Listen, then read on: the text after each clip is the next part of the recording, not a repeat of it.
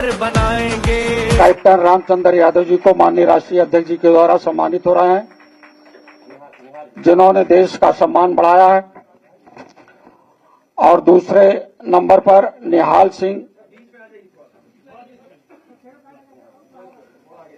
सिंह सेना में मेडल प्राप्त किया है। सम्माननीय गेजेश सिंह जी,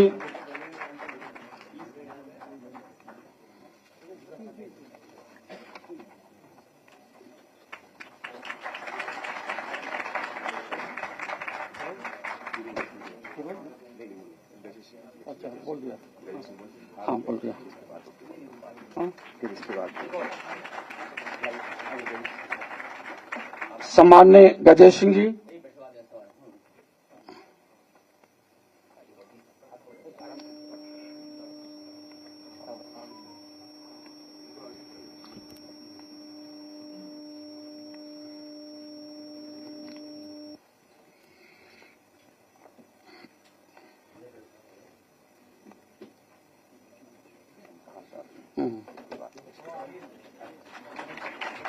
इसके बाद उत्तर प्रदेश 13 कुमाऊं में हो रहे युद्ध में अपने समर्पण भाव को दिखाते हुए कैप्टन रमेश कुमार जी को माननीय राष्ट्रीय अध्यक्ष जी सम्मानित करने जा रहे हैं।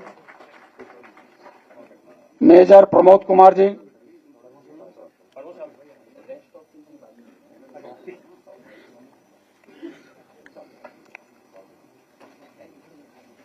कैप्टन रमेश कुमार जी,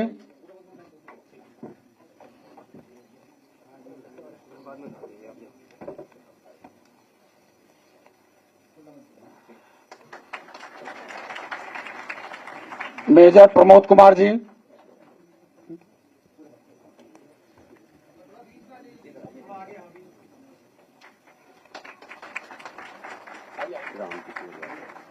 मेजर रामकिशोर यादव जी,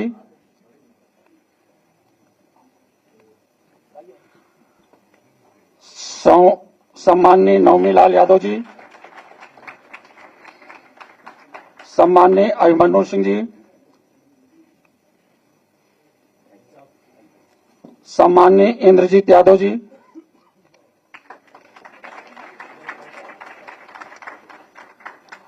सम्माननीय रईस पाल जी,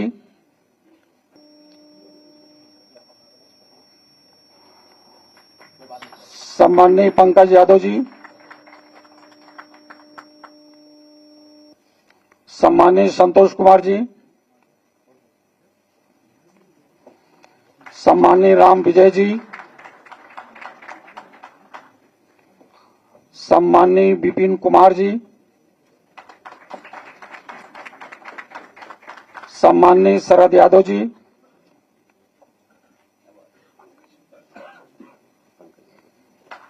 सम्माननीय पंकज यादव जी।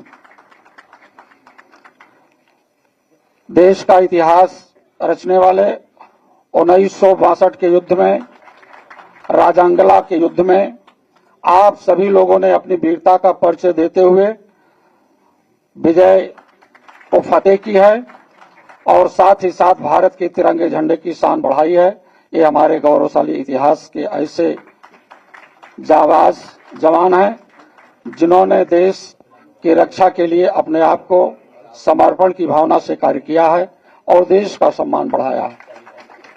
ऐसे लोगों को समाजवादी पार्टी के राष्ट्रीय अध्यक्ष जी माननीय अखिलेश यादव जी सभी लोगों को सम्मान दिया है और हमारे प्रदेश के सैनिक प्रकोष्ठ के प्रदेश अध्यक्ष जी को भी माननीय राष्ट्रीय अध्यक्ष जी ने सम्मानित किया।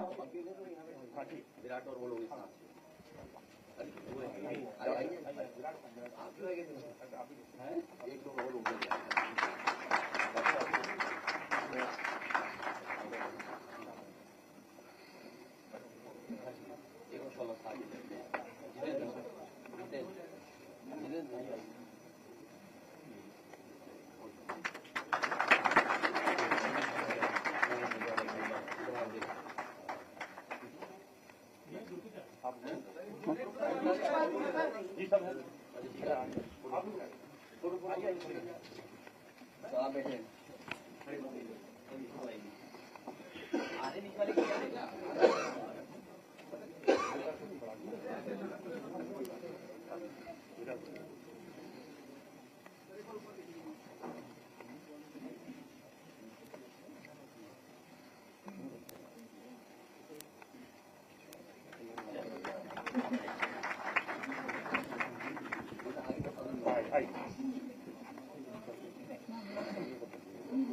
अंबानी जी सम्मानीय प्रेस के साथियों से बात करेंगे। ये कार्यक्रम जो सम्मान करने का था, एक हफ्ते लगभग 10 दिन पहले का कार्यक्रम था, क्योंकि उस समय इंडिगो एयरलाइंस के लेकर के कुछ इश्यूज आ गए और जिसकी वजह से फ्लाइट्स नहीं चल पाई। फिर हाउस था, इसकी वजह से आज कार्यक्रम तय हुआ। मैं धन्यवाद देना चाहता हूं आप सबका। आप लोगों की वजह से ये कार्यक्रम संभव हुआ। हमारा सौभाग्य है आपसे मिलने का, और सौभाग्य इस बात का भी है कि हम सब लोगों को मौका मिल रहा है आपको सम्मान देने का। जिन्होंने आजादी पाने के लिए और आजादी के लिए योगदान किया हो और आजादी को बचाने के लिए जिन्होंने काम किया, आज हमारा सौभाग्य है कि ऐसे लोगों का हमें सम्मान करने का मौका मिल रहा है। रिजांगला जो लड़ाई थी, उसके बारे में जब आप डॉक्यूमेंट्री देखेंगे, बीबीसी की डॉक्यूमेंटेड हिस्ट्री की, तो आप खुद महसूस करेंगे, और बहुत से साथियों ने देखा भी होगा कि किस तरीके से हमारे फौज के यही जवान लोगों ने आखिरी बुलेट, आखिरी बॉडी तक चीन की फौज का मुकाबला किया, और एक एक जवान को न जाने कितनों से मुकाबला करना पड़ा। हजारों की संख्या में जो आए उससे मुकाबला किया, और अपने भारत मां की जमीन को, धरती को बचाने का काम इन्हीं वीरों ने किया। हमें खुशी है कि बहुत सारे लोगों से तो हम नहीं मिल पाए, लेकिन उस लड़ाई के ये लोग जो आज हमारे बीच हैं, हम सब गर्व है कि इनकी वजह से हमारे देश की रक्षा हुई है। और सैनिक, पक्की नौकरी वाला, आधी अधूरी नौकरी वाले अगर होते तो शायद हमें यह सम्मान करने का मौका भी न मिलता।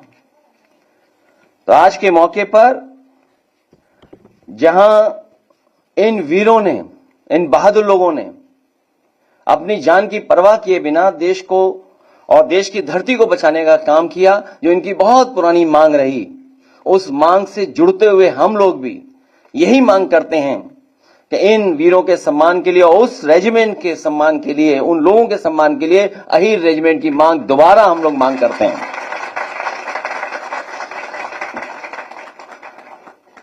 मुझे याद है, देश की किसी पॉलिटिकल पार्टी ने अपने अगर मैनिफेस्टो में कभी लिखा तो वो इकलौती समाजवादी पार्टी थी जिसने अपने मैनिफेस्टो में यह डाला था कि समय जब भी हमें सरकार बनाने का मौका मिलेगा, दिल्ली की सरकार बनेगी, तो हम सब लोग मिलकर के अहीर रेजिमेंट की बनाने का काम करेंगे। आज उस मांग को दोबारा हम लोग दोहराते हैं, और लोग भी अगर कोई रेजिमेंट मांगना चाहें तो वो भी उनकी भी बनानी चाहिए। और साथ ही साथ, क्योंकि मैं खुद मिलिट्री स्कूल में पढ़ा हूं, देश में कम है 5 मिलिट्री स्कूल हैं। दिल्ली की सरकार से पुनः मांग करता हूं, मैं पहले भी पत्र लिखा हूं, फिर मांग करता हूं कि मिलिट्री स्कूल्स यूपी में और बढ़ाए जाएं, क्योंकि यूपी में एक भी मिलिट्री स्कूल नहीं है। ये कंफ्यूज मत होइएगा कि सैनिक स्कूल और मिलिट्री स्कूल में क्या फर्क है। सैनिक स्कूल तो हैं जगह जगह, लेकिन मिलिट्री स्कूल नहीं है। मिलिट्री स्कूल केवल 5 हैं। तो हमारी मांग है कि उत्तर प्रदेश में भी मिलिट्री स्कूल बनाए जाएं। राजस्थान में 2 हैं, कर्नाटक में 2 हैं, एक हिमाचल में है। बेलगांव, बेंगलोर, अजमेर, धौलपुर और चैल 5 ही मिलिट्री स्कूल हैं।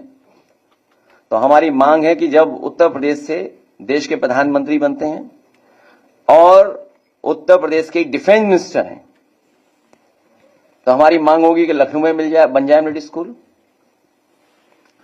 इटावा में, हमारे होम टाउन में बने, कन्नौज में बने, बनारस में भी बन जाए।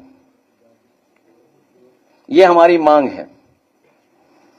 इन्हीं शब्दों के साथ मुझे खुशी है इस बात की कि हमें सम्मान करने का मौका मिल रहा है। मैं अध्यक्ष जी का और अपने तमाम विधायक लोगों का सबका धन्यवाद देता हूं कि इस कार्यक्रम में आप लोग भी शामिल हैं। मैं कहूंगा कि रिजांगला की वो जो स्टोरी डॉक्यूमेंटेड है वो जरूर दिखाएं।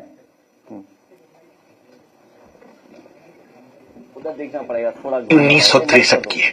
चीन से लड़ाई खत्म होने के 3 महीने बाद एक लद्दाखी गडेरिया अपनी भेड़ों को चराते चराते भटकता हुआ चुशूल से रेजांग ला जा पहुंचा। एकदम से उसकी निगाह तबाह हुए बंकरों और इस्तेमाल की गई गोलियों के खोलों पर पड़ी। वो और पास गया तो उसने देखा कि वहां चारों तरफ लाशें ही लाशें पड़ी हुई थी। वर्दी वाले सैनिकों की लाशें। जानी मानी सैनिक इतिहासकार और भारतीय सेना के परमवीर चक्र विजेताओं पर मशहूर किताब द ब्रेव लिखने वाली रचना बिष्ट रावत बताती है। बॉडीज ऐसे मिली, सिपाहियों के हाथ में हथियार थे, नर्सिंग असिस्टेंट के हाथ में सिरिंज था, किसी की राइफल आगे से उड़ चुकी थी पर उसका बट उनके हाथ में ही था। इस तरह की लाशें मिली जिससे तब पता चला कि ये लोग कितनी बहादुरी से लड़े थे। तब तक there had been this complete ambiguity about what happened to those 113 people, क्योंकि जो लोग वापस आए उनकी बातों पर विश्वास नहीं किया गया। और ये जो 2-3 महीने थे, इस टाइम पे लोगों को ऐसा अंदेशा था कि या तो प्रिजनर ऑफ वॉर ले लिए गए हैं या डर के भाग गए ये लोग, क्योंकि बहुत कम थे। इस तरह का एक स्टिग्मा उन लोगों पे लगा हुआ था। तब तक उनको कायर करार कर दिया गया था, क्योंकि वो अहीर चार्ली कंपनी के वो सब उसी एरिया से थे, हरियाणा के रेवाड़ी वाले इलाके से थे। और लोगों में ये था कि ये लोग डर के भाग गए हैं, और जो 2-3 जो बच के वापस आए उनको शन कर दिया गया गांव में, क्योंकि वो वॉरियर विलेजेस थे जहां पर की लोग पुश्तों से फौज में जा रहे हैं। People did not speak to them, उनके घर जाना बंद कर दिया लोगों ने, उनके बच्चों को स्कूल से निकाल दिया गया। और एक बहुत बड़ा कैंपेन चलाना पड़ा एक एनजीओ को to convince people that these were heroes and these were the families of heroes of Rezangla. और एक पूरा कैंपेन जैसा रन किया गया ताकि गांव वाले कन्विंस हो सकें कि ये बहादुर सिपाही थे, ये कायर नहीं थे। 13 कुमाऊं को चुशूल हवाई पट्टी की रक्षा के लिए भेजा गया था। उसके अधिकतर जवान हरियाणा से थे, जिन्होंने अपनी जिंदगी में कभी बर्फ गिरते नहीं देखी थी। उन्हें 2 दिन की नोटिस पर जम्मू कश्मीर के बारामूला से वहां लाया गया था। उन्हें ऊंचाई और सर्दी में ढलने का मौका ही नहीं मिल पाया था। 18 नवंबर 1962 को रविवार का दिन था। ठंड रोज की बनिस्बत कुछ ज्यादा ही पड़ रही थी और रेजांगला में बर्फ भी गिर रही थी। उस लड़ाई में जिंदा बच निकलने वाले ऑनरेरी कैप्टन सूबेदार रामचंद्र यादव, जो इस समय रेवाड़ी में रहते हैं, याद करते हैं। ठीक 3:30 बजे हमारी 8 प्लाटून की एलपी लगी हुई थी, उससे एक लंबा बरस्ट आया करके। तो मैं साहब बोला रामचंद्र क्या? मैंने कहा साहब बात होगी है मेरी हरिराम साहब से।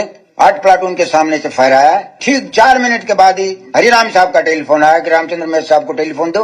उन्होंने बताया कि साहब 8-10 चाइनीज हमारी तरफ बढ़ रहे थे। जब हमारे जवानों ने उनको आते हुए देख लिया तो मार में आए हैं 300 गज की रेंज में।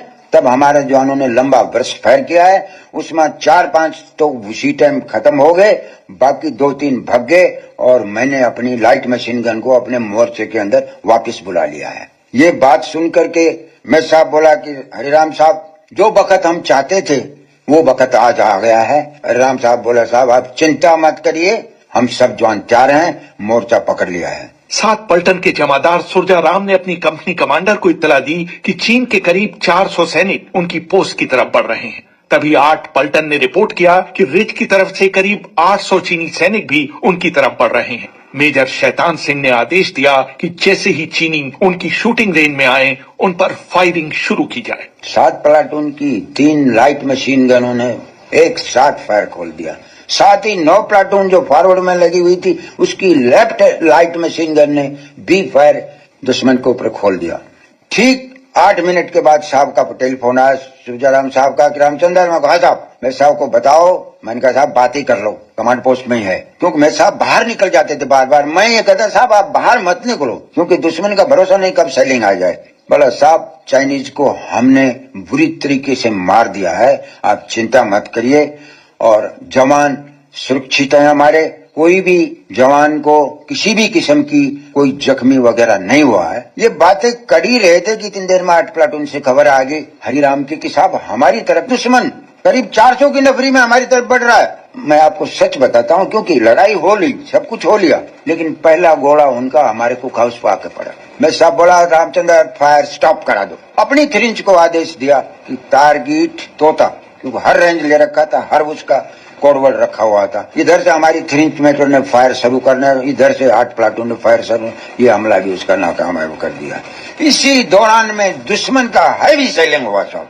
लाइट मशीन, मीडियम, फील्ड, तीनों आर्टिलरी उनकी एकदम से हमारे ऊपर बम्बारमेंट शुरू हो।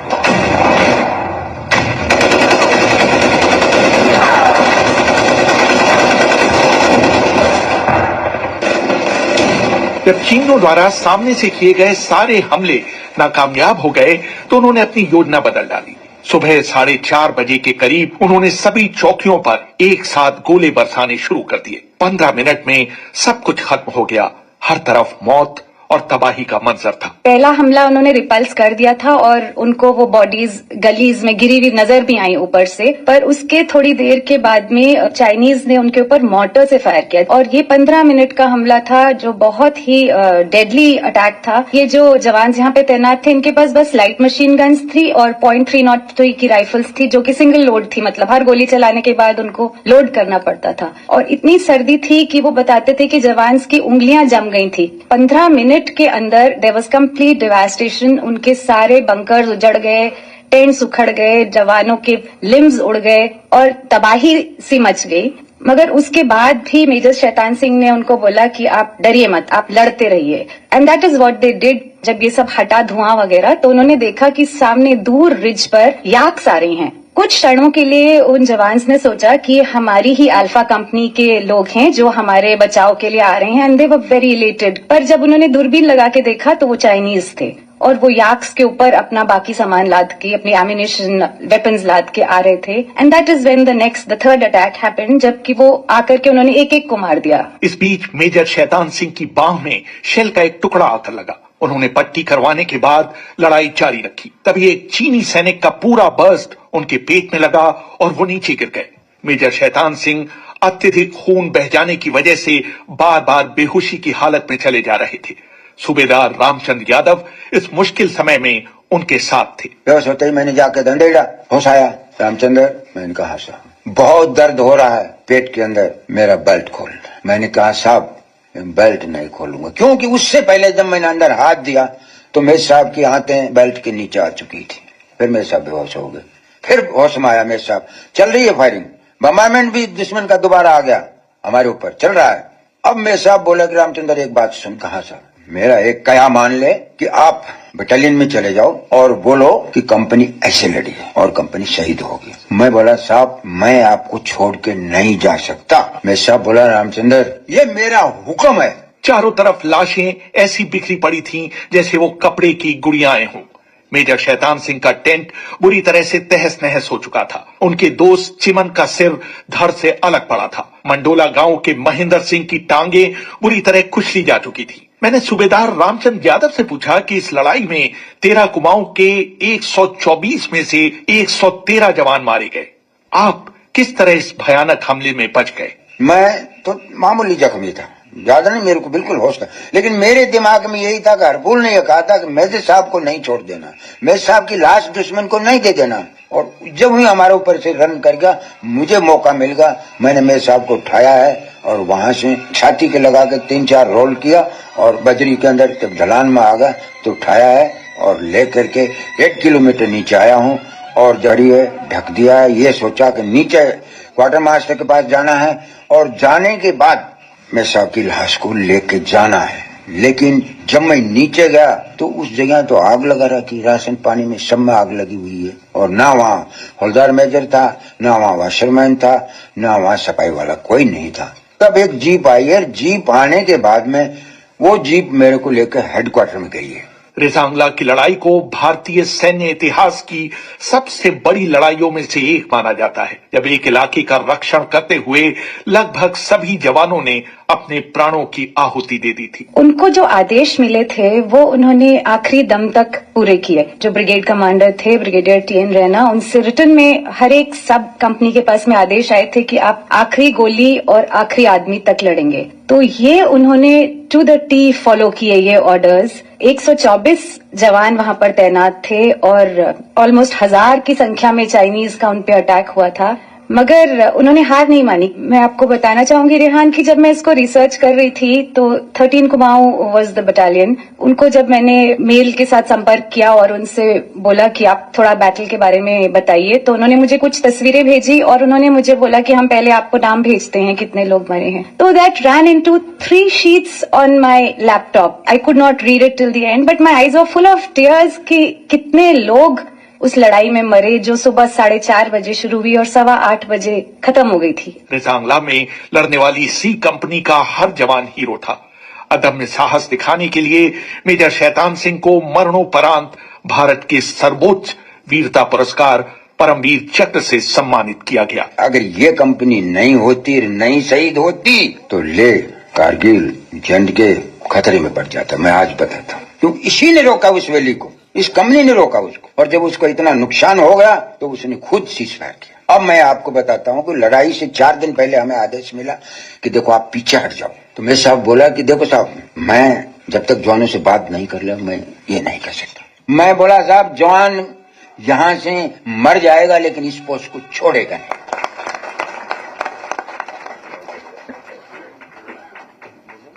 नहीं बोलना चाहे बोले, नहीं उनकी मर्जी है। हाँ, ये हमारा मैनिफेस्टो था जिसमें हम लोगों ने शामिल किया था, मैनिफेस्टो। और मैं तो ये कहूंगा कि जिन्होंने आजादी पाने के लिए और आजादी बचाने के लिए लड़ाई लड़ी हो, वही सैनिकों का और शहीदों का महत्व समझते हैं।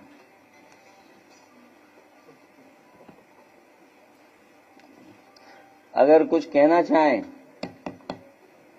अच्छा हाँ ठीक है, ऑन कर देना, एक में ऑन कर दो। हाँ ठीक है। आदरणीय समाजवादी पार्टी अध्यक्ष और समाजवादी पार्टी,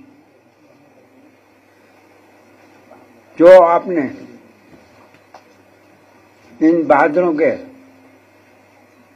62 की लड़ाई से बचे हुए तीनों का सम्मान किया, इसके लिए मेरे पूर्व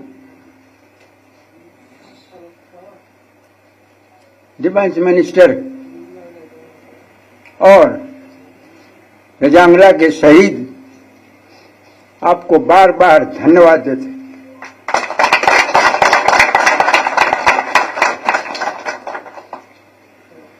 मैं तो एक ही बात कहना चाहता हूं कि जन्म एक बार होता है,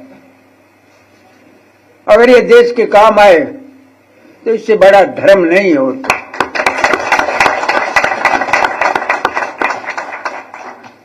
मेरा खानदान शुरू से ही आर्मी में है, सुभाष चंद्र बोस के टाइम से, और उसके बाद में मैं खुद आर्मी संभाली। फिर मेरा बेटा जो अभी सुविधा मेजर यहीं है मेरे पास, और पोता भी मेरा 20 कुमाऊं में है, और पोता की बहू भी डिफेंस के अंदर है। तो मेरा ये कहना है हर वर्ग को, चाहे फौज हो, चाहे पुलिस हो, चाहे जमींदारा हो, तन मन लगा करके ऐसा काम करो जो कि आने वाली संतान को नसीहत मिले कि हम भारतवासी हैं। आप लोगों को मैं बताना चाहता हूं कि नेताजी जो थे बहुत भाग्यशाली थे, क्योंकि उन्हीं के हाथों से 2 बड़े काम हो गए। एक तो जवानों की डेड बॉडी जो घर आने लग गई थी, इसके लिए बात। दूसरा, जवान की इतनी तनख्वाह थी कि एक बकरी भी नहीं खरीद सकते थे, लेकिन उन्होंने पद संभालने के बाद में जवानों की हालत को ऐसा कर दिया कि बहन बेटी की शादी वगैरह भी अच्छी तरीके से कर सके। मैं अक्सर मिलता रहता था नेताजी से, और वो तीसरा ही काम बाकी रह गया, एक अहीर रेजिमेंट का, वो अखिलेश जी की जिम्मेवारी छोड़ रहा।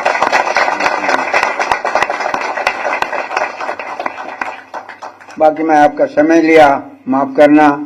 लड़ाई आपने देख ली है, आगे भी अगर मौका मिले, अभी तो उम्र 87 साल हो गई है, 3 दफा मेरे जांगला में हुआ है, अब भी जाने के लिए तैयार हूं। जय चलिए, बहुत धन्यवाद, बहुत धन्यवाद आपका है। तो आपको जाने दें और फिर हम लोग दूसरा, ठीक है। आदरणीय राम सिंह जी। रामचंद्र सिंह। हाँ उन्हीं का वॉइस थी जो। हाँ ठीक, तो आप लोग बताइए कुछ अभी तो है, बोलोगे कुछ आगे है अभी तो बोलो कुछ। अच्छा ठीक, हाँ ठीक, आप मैं आपको छोड़ के फिर आएंगे नेक्स्ट अपनी अगली लड़ाई।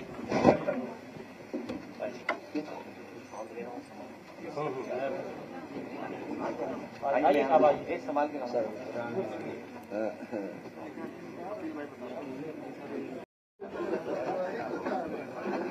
आइए तो हैं कैसे? हाँ वो पहले कागज दे देंगे, अगर देना चाहे दे दे कागज पहले। वो प्रेस के वो क्या कागज का है, प्रेस वाले प्रिंट आउट देना।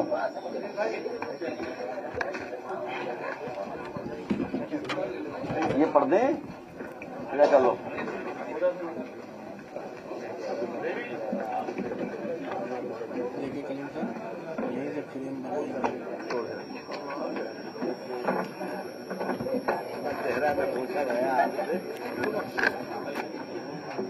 हालांकि मैं शायर नहीं हूं, लेकिन हमारे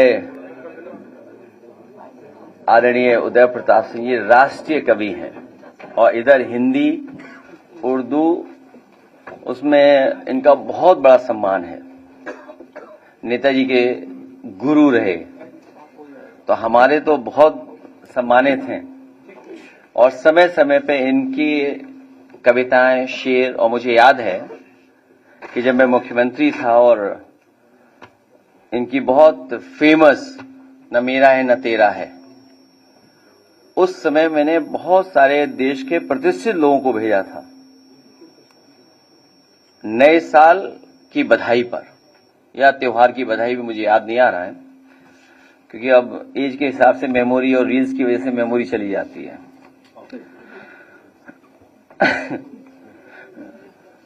अपना चेहरा न पोंछा गया आपसे, अपना चेहरा न पोंछा गया आपसे, आईना बेवजह तोड़कर रख दिया। जो घटनाक्रम चल रहा है और कोडीन को लेकर के बहुत महत्वपूर्ण बातें सरकार छिपा रही है, और एक इसके हम टाइमलाइन देखें और फॉलोअप करें स्टोरी, जो स्टोरी को अगर हम फॉलोअप करेंगे, आवाज एक ये वाला बंद कर देना आप, अच्छा ठीक है। अगर हम स्टोरी को फॉलोअप करें, उत्तर प्रदेश में एक ट्रक के पकड़े जाने से कफ सिरप के अंतर्राष्ट्रीय रैकेट का कैसे पता चला। उत्तर प्रदेश में एक ट्रक के पकड़े जाने से कफ सिरप के अंतर्राष्ट्रीय रैकेट का कैसे पता चला। यूपी 3.5 करोड़ का कफ सिरप पकड़ा गया, बांग्लादेश से चूने के बोरे के आड़ में 4 ट्रकों से लाया जा रहा था।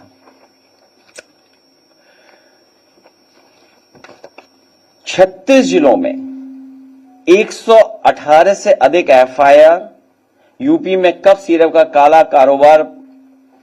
पढ़े इस कांड की पूरी कहानी। कोडीन सिरप माफिया कौन?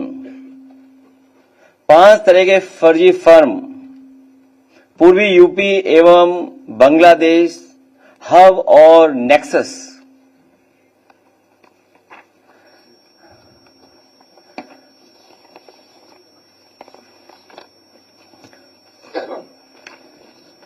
कई तस्वीरें दिखाई जा रही हैं, तो अगर हम तस्वीरों का ही सब कुछ ठीक मान लें और मेरे साथ खड़ा होने वाला ही अगर माफिया है, तो मेरी तस्वीर तो मुख्यमंत्री जी के साथ भी है, मेरी तस्वीर डिप्टी सीएम साहब के साथ भी है, मेरी तस्वीर दूसरे हाफ उनके साथ भी है। तो अगर मेरी तस्वीर और मुख्यमंत्री जी की तस्वीर आप देखते हैं तो माफिया किसको पाएंगे आप? लगता है धूल कैमरों की उस पर लग गई है। मैं मजबूरी समझ सकता हूं। 2006 में सोना लूटने के आरोप में गिरफ्तार, अब कब सीरप कांड में चढ़ा हत्थे, जानिए बर्खास्त सिपाही का आपराधिक इतिहास। सोचिए कितनी पुरानी खबर है। यही कसूर रहा इनका, दिखाने को औरों के बच्चे गोद में खिलाते रहे, पर पैसों के लालच में बच्चों की जान दांव पर लगाते रहे। यही कसूर रहा इनका, ये अपनों को हर हाल में बचाते रहे, उनके गुनाह छिपाते रहे। जब खुलने लगा राज इनका तो औरों पर इल्जाम लगाते रहे। यही कसूर रहा इनका, पहनकर लिबास शराफत का लोगों के एतवार में सेंध लगाते रहे, गिराकर औरों के घर मकान दुकान अपना गोरख धंधा चलाते रहे।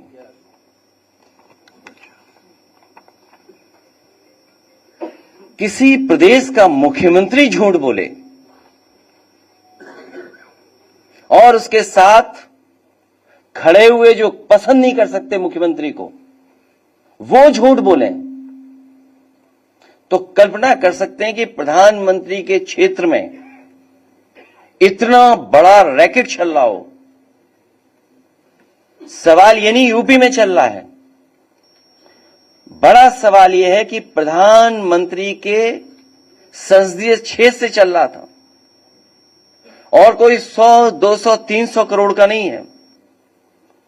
सुनने में आ रहा है 700 कंपनियां, कई हजार करोड़ का इंटरनेशनल मसला है ये। जब ये खुद फंसने लगे तो एक आध तस्वीर जो दिखा करके ये बता रहे हैं कि समाजवादी पार्टी के, तो मैं समाजवादी पार्टी की तरफ से मांग करता हूं कि जो जो माफिया है उन पर बुलडोजर चलना चाहिए। अगर वो समाजवादी पार्टी का है जिसकी तस्वीर उन्होंने दिखाई है, जिसका कई हजार स्क्वायर फीट में, कई हजार स्क्वायर फीट में घर है, जिसमें वैल्यूएशन करने वाले भाग गए, और फिर उससे जुड़े हुए जितने माफिया हैं और जो अधिकारी हैं, आप कंफ्यूज मत होइएगा। जो अधिकारियों का नेक्सस है, जो अधिकारियों की लड़ाई है, उसकी वजह से भी जनता को कुछ सच्चाई पता लग रही है। अगर कानपुर का अखिलेश दुबे की कोई जान बचा रहा है तो यही समाजवादी पार्टी है, समय समय पर उठाने की वजह से उसकी जान बची हुई है,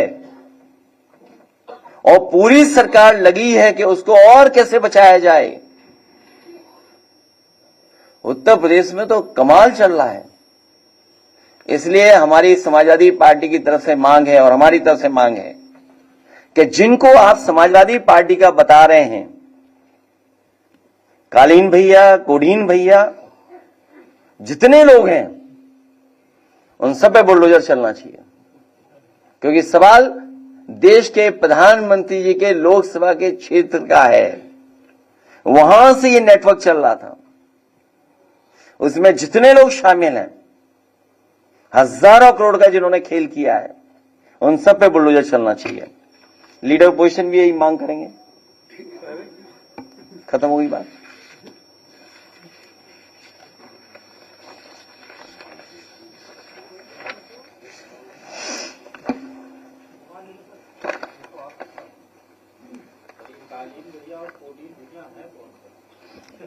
ये सरकार बेहतर बताएगी। जो लोग इनमें शामिल हैं वो कोडीन भैया हैं सब। बड़ी लंबी सूची है। जब 36 जिलों में 118 एफआईआर हुई हैं तो उसमें 118 128 हो गई, तो उसमें कोडिन भैया ही हैं सब 128 जो हुई हैं। और आप सोचिए, अमिताभ ठाकुर आईपीएस, अगर वो कुछ बात कहना चाहते हैं, प्रेस से अपनी बात पहुंचाना चाहते हैं, तो आवाज दबाने के लिए सीटी बजा रही है पुलिस, पूरी पुलिस सीटी बजा रही है कि आवाज न पहुंच जाए। और दूसरा, दीपक यादव पूर्व विधायक कुछ हजार का फर्जी दिखा करके उसे जेल भेज दिया। अमिताभ ठाकुर पे कितने वर्षों पुराना निकाला केस,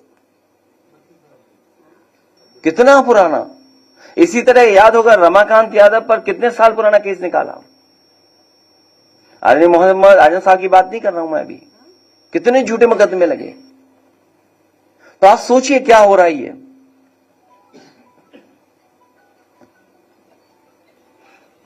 और आप में से कोई बहादुरी दिखा दे। एक ही बहादुर हमें दिखाई दे रहा है, एक दो और दिखाई दे रहे हैं, कुछ और भी बहादुर हैं। तो सोचिए आप किसकी।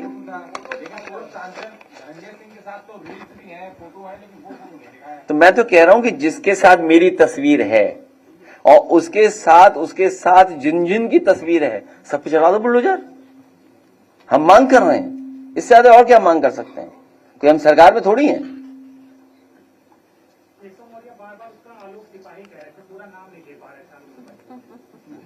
अब वो तुम जानो और तुम्हारे वो जाने नेता जिनसे इंटरव्यू लेने गए तुम।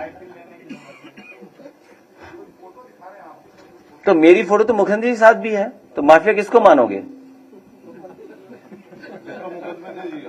और मेरी फोटो डिप्टी सीएम के साथ भी अगर कहो तो मैं दिखवा दूं। अभी बताओ, दिखवा दूं? नहीं, बिहानी और भी है, बहुत क्लोज है। हमने तो ऑफर दिया था उन्हें, कहो तो दिखा दूं। आप बताओ माफिया कौन है आप, लेकिन तय करो, फोटो में दिखाऊंगा। आप तय करो कि कहोगे कि माफिया कौन है इसमें से। अगर है तय करो तो मैं फोटो दिखा दूं, बताओ है। देखिए, बात मत बोलो, सीरप से बात उधर चली जाएगी, इसलिए कुछ ऑफर वगी बात मत करो, केवल सीरप पे रहिए आप। ये सामान्य घटना नहीं है। आप सोचिए कितनी स्टोरीज हैं, ये तो मैं थोड़ी सी स्टोरीज निकाल के लाया हूं, न जाने कितनी स्टोरीज हैं जब इतनी एफआईआर दर्ज हो जाए। और दूसरा देखिए, कानपुर में जो तहरीर दे रहे हैं, एफआईआर लिखा रहे हैं, कि वापिस कैसे, उसका दबाव पुलिस बना रही है। कितनों में एनओसी मिल गया, सोचिए आप, कितनों को खत्म कर दिया एफआईआर।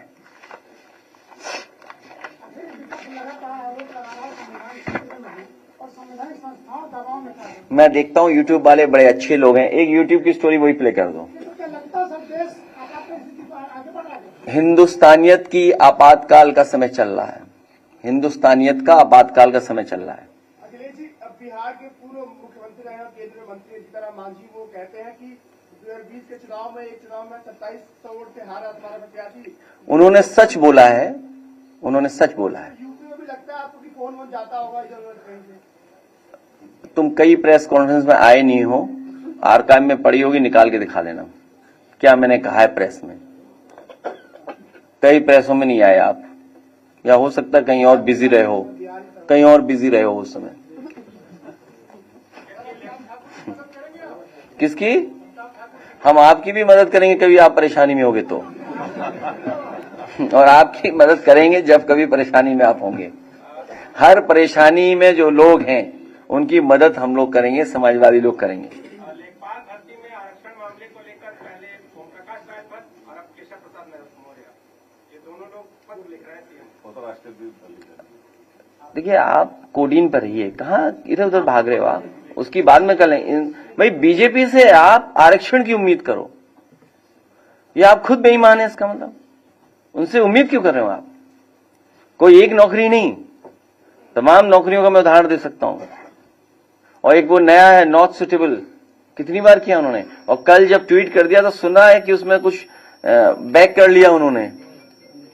भाई कल अगर हम लोगों ने जानकारी दी तो बैक कर लिया, अगर पॉल्यूशन पे हम लोग ट्वीट करते हैं तो वो AQI बदल देते हैं।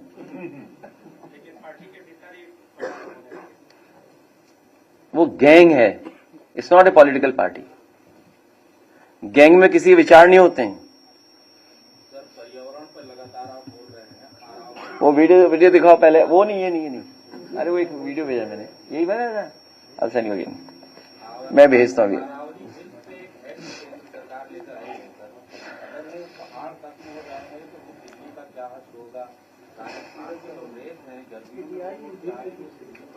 तो राजधानी बदल दो, लखनऊ को राजधानी बना दो।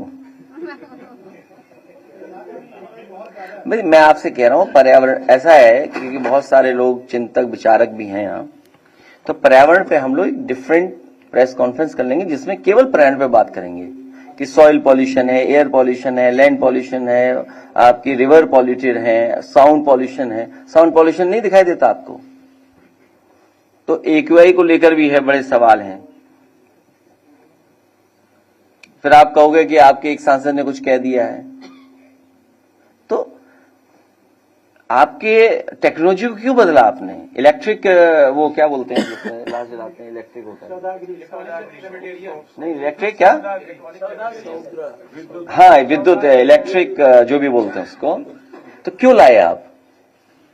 कुछ कारण रहे होंगे ना। तो इसलिए पर्यावरण पे हम लोग कभी बहुत लंबी बात कर लेंगे। इश्यूज बहुत हैं पर्यावरण के, और ये पर्यावरण को लेकर के बिल्कुल चिंतित नहीं है। जो पॉलिटिकल पार्टी चिंतित नहीं है वो अगली पीढ़ी को क्या दे रही है? हम तो वो पॉलिटिकल पार्टी है जिन्होंने ग्रीन मैनिफेस्टो अपना बनाया था, और पर्यावरण को लेकर के आज भी लखनऊ से लेकर के पूरे प्रदेश में जो महत्वपूर्ण काम किए आज भी दिखाई दे रहे हैं समाजवादी सरकार के। तो बहुत बड़ा विषय है पॉल्यूशन, और ये क्योंकि उद्योगपतियों से मिले हुए हैं, इसलिए उद्योगपतियों को लाभ देने के लिए कोई भी नियम बदल सकते हैं, चाहे वो समुद्र का हो, फॉरेस्ट का हो, हिमालयस का हो, वो सब नियम बदल देंगे। और दुनिया में नहीं ऐसा बदला गया होगा। दुनिया में हिमालयस के लिए, पहाड़ों के लिए, या जो भी उनके पहाड़ों के नाम हैं, उनके लिए कभी कानून नहीं बदला हुआ होगा। लेकिन भारत पहला देश बनने जा रहा है कि उद्योगपतियों को लाभ पहुंचाने के लिए नेचर से खिलवाड़ कर रहे हैं, अपने एनवायरमेंट से खिलवाड़ कर रहे हैं। तो कोडीन पे मदद करिए, आप लोग जाइए कोडी, और क्या, एक वीडियो लास्ट दिखा देते हैं शायद, अगर मिल जाए तो मुझे। अखिलेश जी, प्रधानमंत्री फसल बीमा योजना पे करोड़ों का घोटाला हो गया, जिसमें 787 हेक्टेयर जमीन पर 1138 हेक्टेयर का बीमा करा दिया गया। आरोप ये भी है कि नाले पर और रेल की पटरियों पर फसल उगा ली गई। तो इन अधिकारियों के खिलाफ कार्रवाई कब होगी?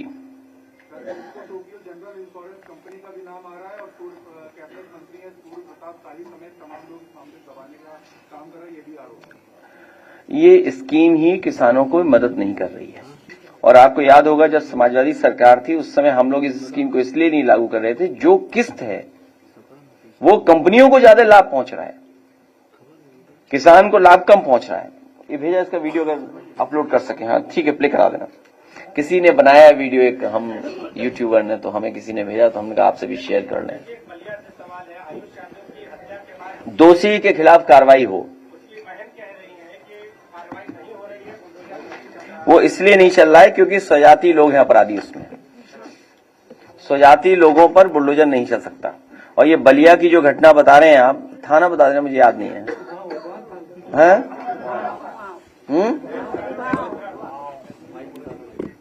कौन सा थाना है? तो वो क्योंकि अपराधी स्वजाति हैं इसलिए उनके खिलाफ कोई कार्रवाई नहीं हो रही है। क्या चीज?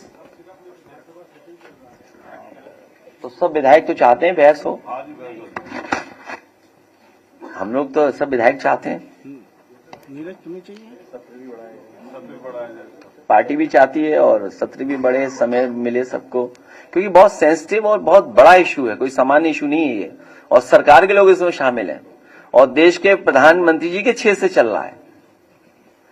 सुने में आया कि गाड़ियां जहां से खरीदी गई उन्होंने अपना डेटा ही हटा दिया है। जो गाड़ियां खरीदी गई हैं एक है बनारस का कोई एजेंसी वाले, एक लखनऊ की एजेंसी वाले और एक जौनपुर की एजेंसी।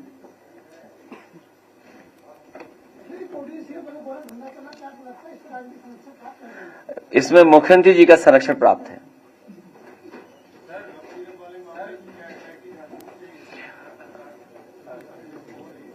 उसके लिए मैंने कहा है एसटीएफ हो, सीरफ टास्क फोर्स अलग से गठित हो, और जो एसटीएफ है वो ना हो, क्योंकि एसटीएफ में स्वजाति भी हैं और जौनपुर के सबसे ज्यादा हैं। तो इसलिए उससे उम्मीद आप नहीं कर सकते कि उसमें न्याय मिलेगा, और वो डेटा आपके पास होगा अगर आप दिखा सकें, अगर आप जानकारी कर सकें।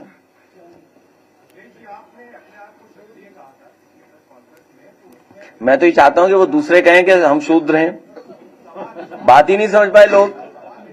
भाई हम ये कह रहे हैं ना कि अगर हम क्षत्रिय हैं तो शूद्र कहते हैं, हमें क्यों नहीं कहते हैं शूद्र?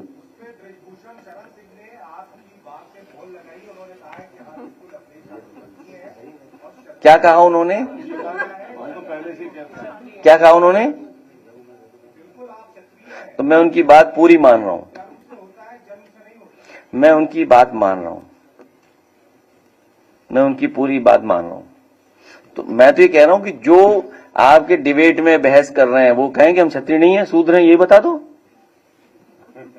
भाई हम तो आपको ऑप्शन दे रहे हैं ना, आप क्यों नहीं ऑप्शन स्वीकार कर रहे हो?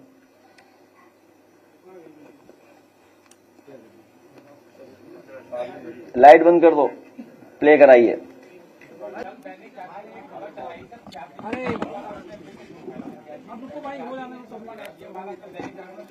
तो कोई कानून जानता है? लो नोटिस दीजिए उन्हें। हाँ नोटिस दे दो आप, ठीक है? हाँ दीजिए नोटिस। बहुत धन्यवाद, हमारे राष्ट्रीय अध्यक्ष हैं ये। आप नोटिस दीजिए अखबार को। हाँ वो तो है, वो तो बाद में एक दिन कर लेंगे इस पे। लीगल नोटिस दीजिए सीधा। हाँ लीगल नोटिस देंगे हम लोग, लीगल नोटिस। और ये संग्राम कई बार बोल चुके हैं प्रेस में। हाँ, और हमारे लाली वर्मा जी बताएंगे वो कैसे, वो कौन सा निकालते हैं, नया टर्म निकाला है, not suitable, not found suitable, NFS. NFS पता करवा लो आप, एनएफएस कैसे निकालते हैं। हाँ ठीक, हाँ ठीक है।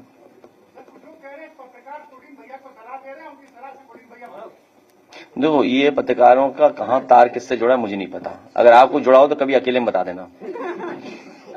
नहीं बता दो एक दिन, तो हम एक नक्शा बना लेना कि ऐसे ऐसे ये जुड़े हुए, तो इस हिसाब से हम बिहेव करने लगे उनके साथ। तो हो सकता है, कौन बड़ी बात है। तो ये तो इतना बड़ा जब मसला है तो खुलासा तो हो इसका, कोई सच्चाई तो सामने आए।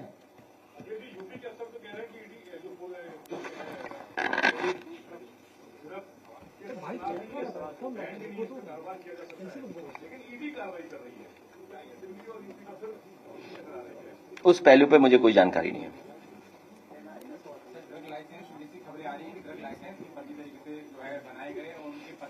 इस सुनने में तो ये भी आ रहा है कि दबाव बना करके भी लिए गए लाइसेंस, या जिनके पहले से चल रहे थे लाइसेंस उनको भी दबाव बना के कमरे में पीट के या जो भी कुछ हो तरीका अपनाया।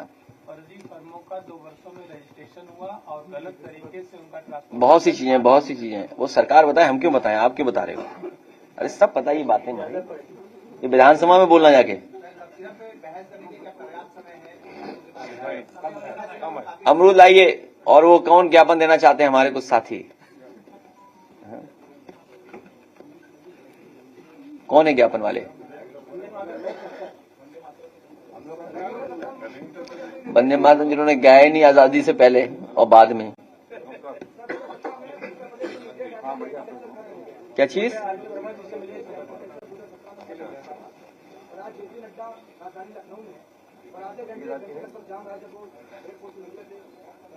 कौन सा शहर जाम में नहीं है? कौन सा शहर बताओ?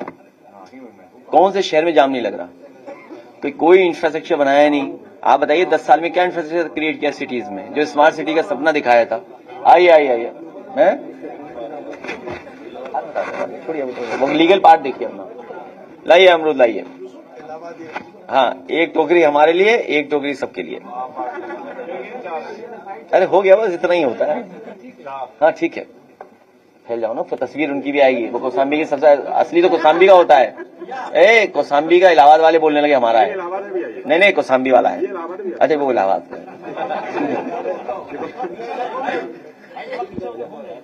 और कौन है ज्ञापन वाले? चलिए बहुत बधाई। अंदर से लाल है, इसको कटवाया जाए ना, लाल है। अरे सबको पता है, इन सबको पता है।